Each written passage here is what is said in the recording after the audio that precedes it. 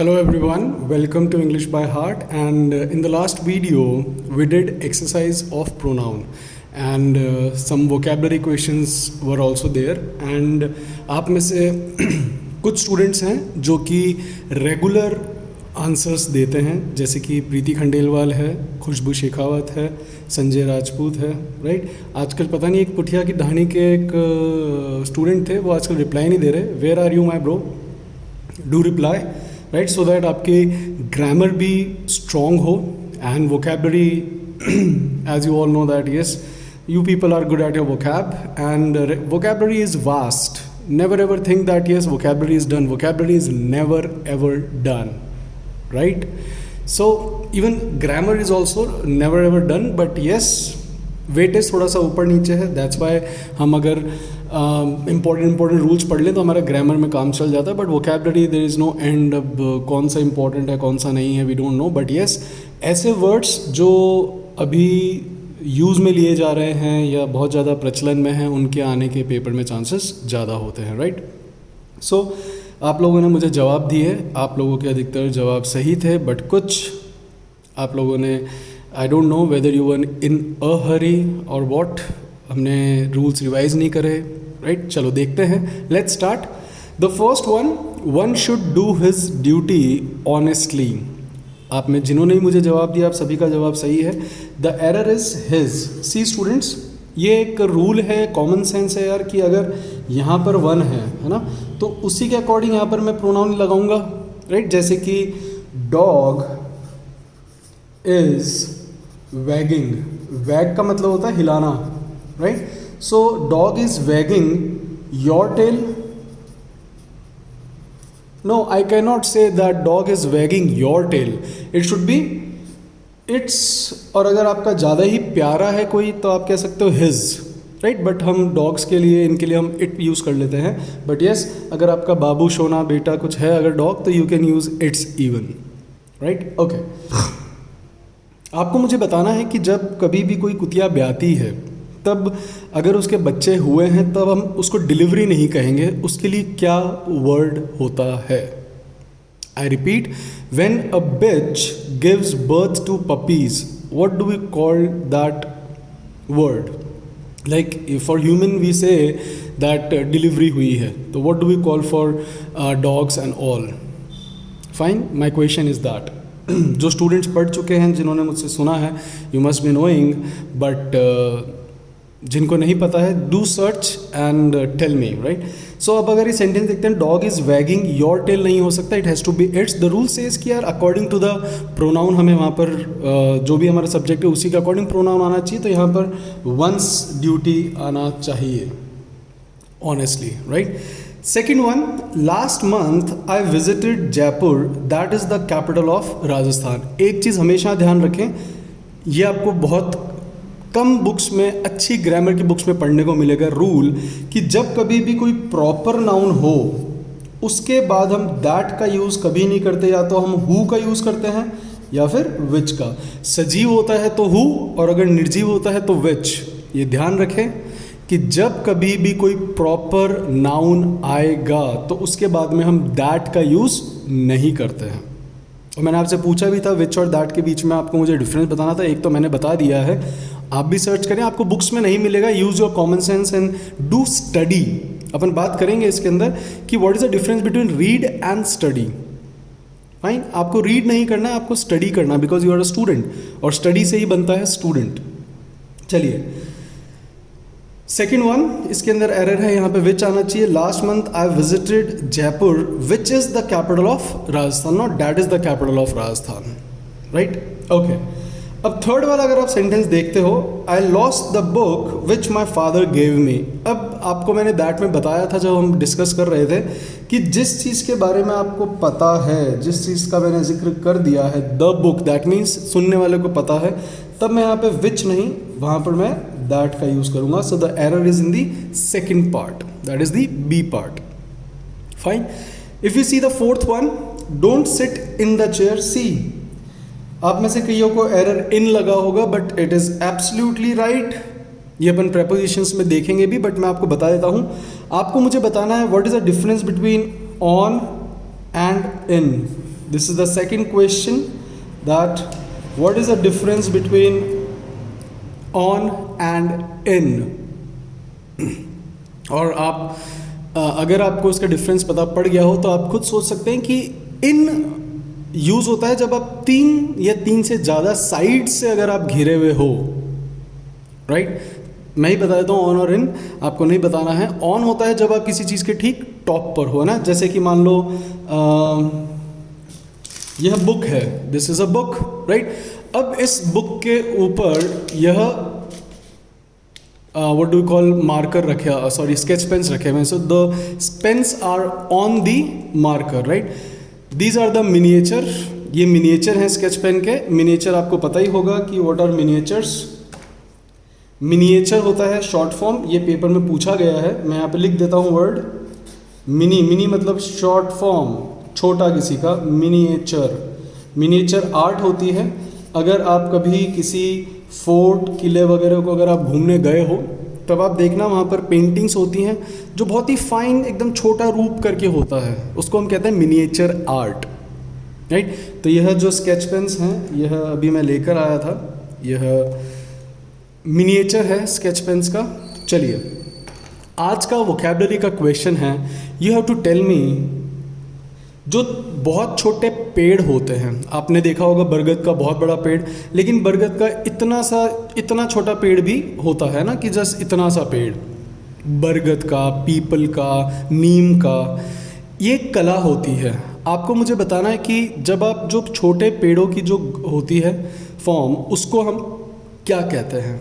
उसको हम मिनिएचर नहीं कहते हैं। और you can say the miniature of plants and the art is called, आपको मुझे बताना है what do we call it, right?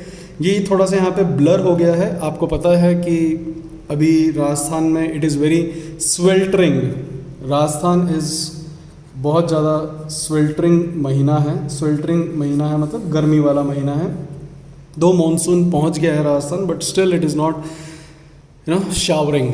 चलिए, सो इन जब भी कभी आप 3 या 3 से ज़्यादा साइड से अगर आप घिरे हुए हैं, और अगर हम चेयर की बात करते हैं, सी हाँ, आप मन में सोच सकते हैं कि सर बिना हाथ वाली चेयर भी हो सकती है। यस, तो वहाँ पर आप ऑन भी लगा सकते हो और इन भी लगा सकते हो, क्योंकि मेंशन नहीं है।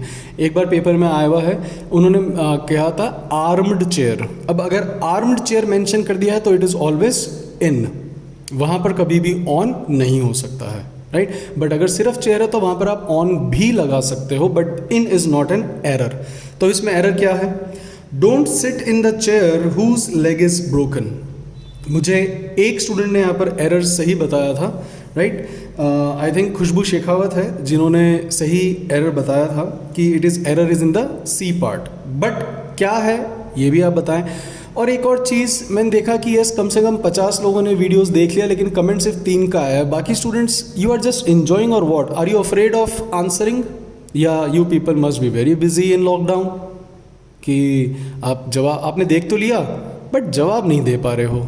Are you not that confident? भैया अगर आपने गलत जवाब दिया, I will not hang you, don't worry, nobody gonna hang you और slay you. So just try कि आप देखें सही कि yes, what is your level, are you right और नॉट, आप कितना सीखे कितना नहीं, राइट? हो सकता है आप सही जवाब भी दे रहे हों, कई बार आपका जवाब गलत हो, तो एक बार दे, जस्ट आंसर। ओके, अब इसमें एरर क्या है? मैंने आपसे जब हु, हुम और हुज मैंने आपसे डिस्कस किया था, तब मैंने आपको कहा था कि जो हुज है वह लिविंग थिंग्स के लिए आता है, रिलेशन, संबंध बताने के लिए, right? For example Vikas Dubey, whose brother in law was also in his gang. आपको पता ही होगा विकास दुबे जो एक क्रिमिनल था, अभी एनकाउंटर में he was killed, right? So he was the honcho behind the Kanpur encounter in which we lost our 8 cops and वह मार्टीडोम को प्राप्त हुए थे, वह मार्टियर हुए थे। मार्टियर आप लोगों को पता ही है, अपन डिस्कस कर चुके हैं। मार्टियर होता है शहीद, राइट? सो मार्टियर्स थे 8।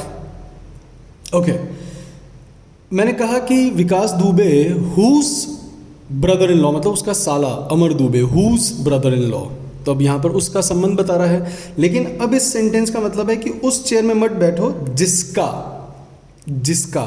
तो जब कभी भी लिविंग थिंग होती है तब हम यूज़ करते हैं, मैं एक बार आपको ऊपर शीट पे समझा देता हूँ कि इफ़ इट इज़ लिविंग, अगर लिविंग है तब हम यूज़ कर सकते हैं हुज संबंध के लिए ना।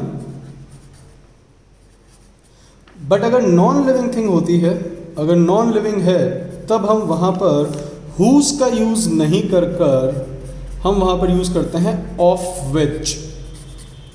इसका मतलब भी वही निकलेगा जिसका, लेकिन नॉन लिविंग है तो वहाँ पर क्या आना चाहिए, of which, right. So the error is in the C part और यहाँ पर आएगा ऑफ विच।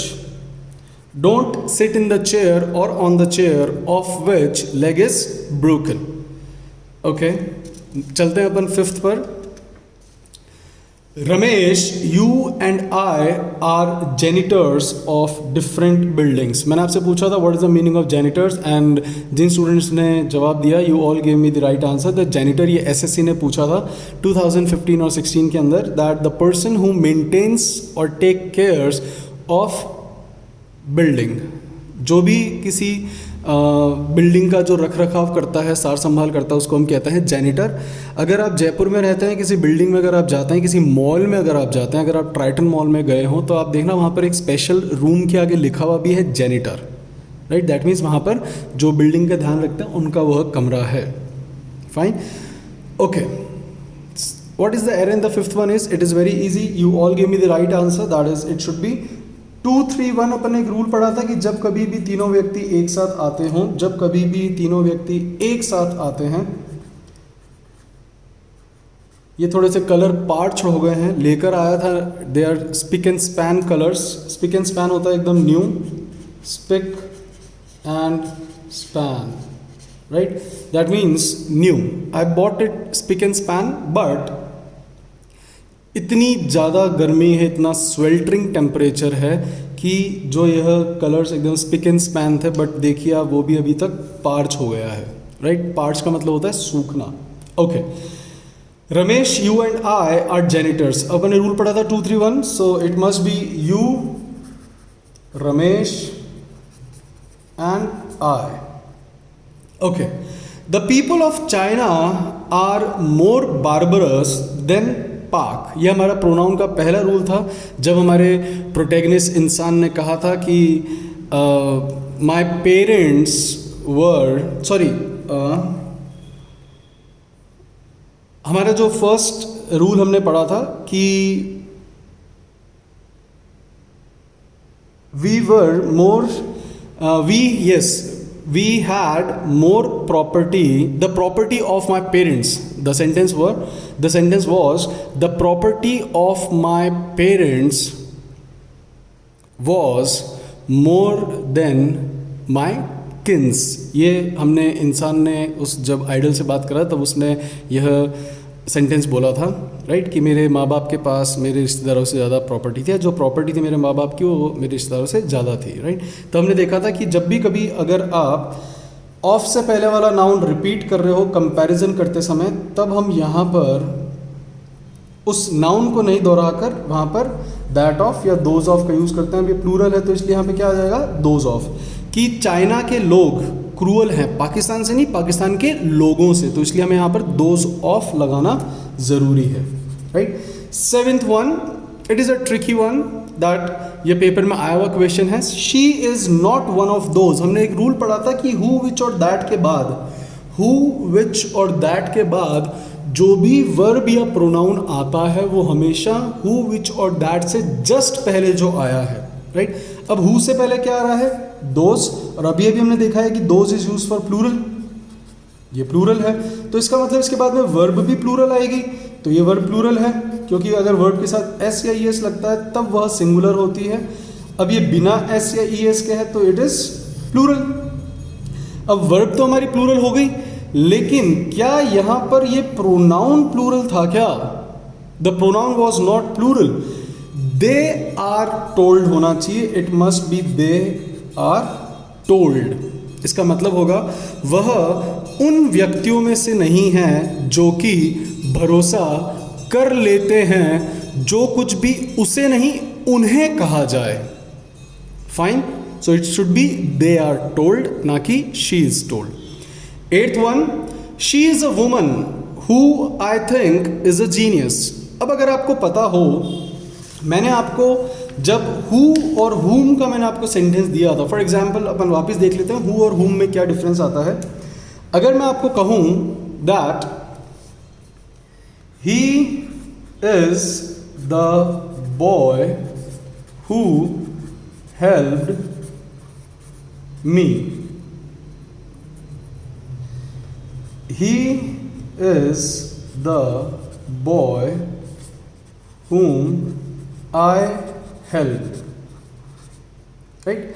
अब इसको थोड़ा सा समझिए और फिर इस सेंटेंस से रिलेट करिएगा। It's very easy. He is the boy who helped me, यहां पर जो क्रिया हुई है, ये जो क्रिया है ना, यह किसने करी? इस बॉय ने करी। और किसके ऊपर हुई है? मेरे ऊपर हुई है, राइट। तो मैंने आपको बताया था कि हु इज यूज फॉर, जब आप हु से पहले वाले को सब्जेक्ट बनाते हो तब हम वहां पे यूज करते हैं हु।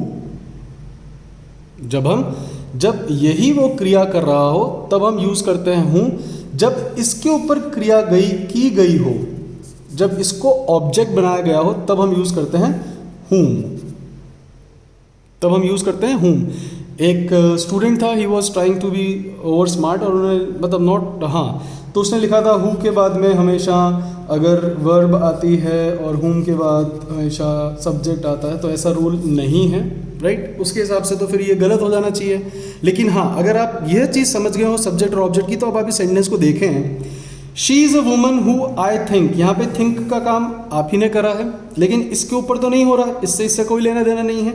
इसके बाद एक और वर्ब आई है इज मतलब होना। यहाँ पर जीनियस होने का काम किसने किया है? यहाँ पर जीनियस होने का काम इसी वुमन ने किया है, आपने तो नहीं करा, राइट। तब यह जो वर्ड है, इसका मतलब यही सब्जेक्ट है और यही सब्जेक्ट बन रहा है, तो इसका मतलब हु क्या हुआ? Who is, right. So the answer is no error. It's a tricky one. See, you just need to understand कि व्हाट आई मीन, कि जब भी कभी हु से पहले वाला ही अगर क्रिया कर रहा है, यही वर्ब कर रहा है, आई थिंक का इससे कोई लेना देना नहीं है। It is a separate sentence. यहां पर कॉमा है कि आई थिंक इज अ जीनियस, कि यह सेंटेंस एक अलग है कि मैं सोचता हूं यह औरत who is a genius. Fine, so there is no error in it. यह बहुत ही हमारे लिए मुश्किल हो जाता है नो एरर टिक करना, आई नो, बट येस, अगर आपके रूल्स क्लियर होते हैं तभी आप कॉन्फिडेंट हो पाते हो कि येस इसमें कोई एरर नहीं है। Ninth one, it is very very easy. He is stronger than me नहीं होगा। आप सभी को पता है कि जब भी कंपैरिजन होता है तो सब्जेक्टिव का सब्जेक्टिव से होना चाहिए, तो he is a subjective one, तो यहाँ पर भी सब्जेक्टिव आना चाहिए था, so it should be I. You must avail of every opportunity in life. अपन ने पढ़ा था कि कुछ ऐसी क्रियाएं होती हैं, ये मस्ट के बाद आ रहा है तो it must be a verb, और कुछ क्रियाएं ऐसी होती हैं जिनके बाद में रिफ्लेक्सिव प्रोनाउन का आना जरूरी है, उनमें से एक अवेल भी होता है। तो you must avail yourself of every opportunity, so the error is in the B part. Fine, still if you have any doubt, your queries, your questions are most welcome, and if you have any doubt, you can WhatsApp me. Even I'm giving you my WhatsApp number today. You can WhatsApp me your problem 9958740692. If you have any doubt, any query, right, you can, your suggestions even, you know, your feedback, your suggestions, sir ये करो आप, ये अच्छा रहेगा sir, ऐसे करो, तो those are also welcome, right? Okay, मैंने आपसे सिनोनिम पूछे थे, आप सभी ने मुझे इनके सही जवाब दिए हैं। बारबरस आपको पता ही है, वेरी क्रूअल, सैवेज, राइट, इसके बहुत सारे सिनोनिम्स होते हैं। Atrocious, right, you have cruel, you have savage, right, you have what do we call, brutal, right? So they are used for one who is very cruel, hideous. Okay, soar का मतलब होता है बढ़ना, rise, increase, surge is a good word, आप याद कर सकते हैं, सर्च का मतलब भी होता है बढ़ना, थ्राइव का मतलब भी होता है बढ़ना, फ्लरिश बढ़ना, ग्रूम बढ़ना, राइट। ये सारे यूज़ किए जाते हैं कोई चीज़ अगर बढ़ रही हो। बून, अब boom, sorry not boon, boom. Okay, abduct, abduct का एक स्टूडेंट ने बहुत ही अच्छा जवाब दिया था, that is noble, right. Noble is can be also use. Then you have hostage is also there, आप किसी को बंधक बना रहे हो। Captivate is also there, right. So these are good words. Well, well का मतलब होता है कवर करना, that is covert. Then you have conceal, hide. Milieu is use for ambience, surrounding के लिए यूज में लिया जाता है। It's a very good word. So ambience is there, surrounding is there. Ambience is a good word, ये आप ध्यान रखें, ambience it's a good word. Serene का मतलब होता है एकदम शांत। इसका मुझे आपको एंटोनिम बताना था, तो सरीन का एंटोनिम हो सकता है कलामरस। स्टूडेंट ने जवाब भी दिया है, it's a very good word. Vociferous भी होता है जो बहुत ज़्यादा नॉइजी हो, vociferous, right. Vociferous is a very good word. One who is very noisy, clamorous, vociferous. Then upset is also there, turbulent is also there, है ना। अब डिपेंड करता है कि आपके ऑप्शन क्या हैं, बट आपको वर्ड्स का मीनिंग पता होना चाहिए। पिनाकल इज द टॉप, तो इसके जो एंटोनिम्स होंगे that is nadir, rock bottom, plinth. ये मैंने अपनी स्टोरी में वर्ड यूज़ करा भी था कि उसने कहा था कि उन्होंने, मेरे मामा ने मेरी पूरी, हमारे पेरेंट्स की जो प्रॉपर्टी थी उसको यूजअप कर लिया था। यूजअप का मतलब होता है हथिया लिया था, राइट। तो हम पिनाकल से प्लिंथ पर आए थे। So plinth is there, nadir is there, it's a very good word, right. Bottom you all know. Colossal is use for big, तो इसका एंटोनिम होगा टाइनी, टाइनी टॉर्च स्कूल भी होता है, राइट। Then minute is also use for small, miniature, ये mini mini का मतलब ही होता है small, right. Okay, pauper is a very good word, it's a new word for us. So pauper का एंटोनिम होता है अफ्लुएंट, जो मैंने यूज करा था, समृद्ध, right. Then prosperous, opulent you can use, जो वेल्दी हो। डस्क, डस्क का एंटोनिम हो गया डॉन या डे लाइट। नेक्स्ट जो हमारा टॉपिक रहेगा, जो हमारी कहानी के साथ साथ चलेगा, that would be tenses, right. Tenses पढ़ने से पहले मैं आप लोगों से कुछ क्वेश्चंस पूछना चाहता हूँ, राइट।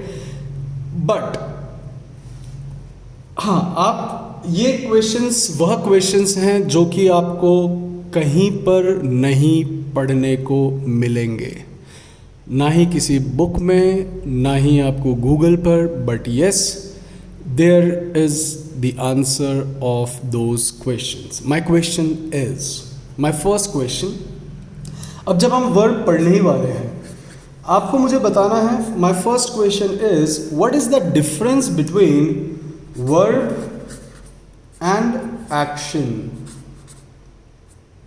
मैं आपको बता दूं, every action is a verb, I repeat, every action is a verb, but every verb is not an action. ये मैंने आपको हिंट दिया है, ये आपको बुक्स में नहीं मिलेगा पढ़ने के लिए, बट यस आप सर्च करें, सीख करें, कहते हैं ना ढूंढे तो भगवान भी मिल जाता है, ये तो इंग्लिश है। तो ये आपकी नॉर्मल जो आपकी इंस्टीट्यूट्स की बुक्स हैं उनमें कोई इतना नहीं समझाएगा, ना ही उनमें उनको इतना नहीं पता होगा, बट काइंडली सर्च इट। और आप किसी भी अच्छे से अच्छे टीचर से ही पूछ लीजिए इंग्लिश की, वो आपको नहीं बता पाएगा, but there is a difference between verb and action. दूसरा मेरा क्वेश्चन है, what is the difference between subject and doer. Subject and doer, इसका भी मैं आपको हिंट देता हूं, every doer is a subject, but every subject is not a doer, right. मैं लिख देता हूं, every action is a verb, every action is a verb, but every verb is not an action, and I will prove it in my next video when we'll discuss, but before that I want you people to toil. मैं चाहता हूँ कि आप toil करें, toil is to do hard work, so kindly toil. Every doer is subject, every doer is subject, but every subject is not a doer, right? You have to tell me these two questions plus you have to tell me कि जब कभी भी कोई बिल्ली कुत्ता जब ये बच्चे देते हैं तब हम उस क्रिया को क्या कहते हैं। सेकंड, आपके लिए 4 क्वेश्चन है। पहला क्वेश्चन कि कोई भी अगर कुत्ता बिल्ली जब ये बच्चे देते हैं तब उसको क्या कहते हैं। सेकंड, जो बड़े बड़े जो पेड़ हैं उनका जो छोटा फॉर्म होता है, जो उनका मिनिएचर है, उस आर्ट को हम क्या कहते हैं। Third, what is the difference between verb and action. Fourth, what is the difference between subject and doer. And keep listening to it because it is gonna be very interesting and the untold rules of English. You have never ever studied those, but I will tell you so that your picture of grammar, your picture of English, your rules, your thought, your understanding can be lucid. Lucid होता है clear, जिससे कि आपकी English की समझ, English के rules की समझ, पकड़ lucid हो जाए, clear हो जाए, right? So till then, take care. Sayonara. And please keep answering. Don't be shy. Don't be coy. क्या होगा? ज़्यादा गलती होगा. Nothing else, right? So see you. Sayonara. Ciao.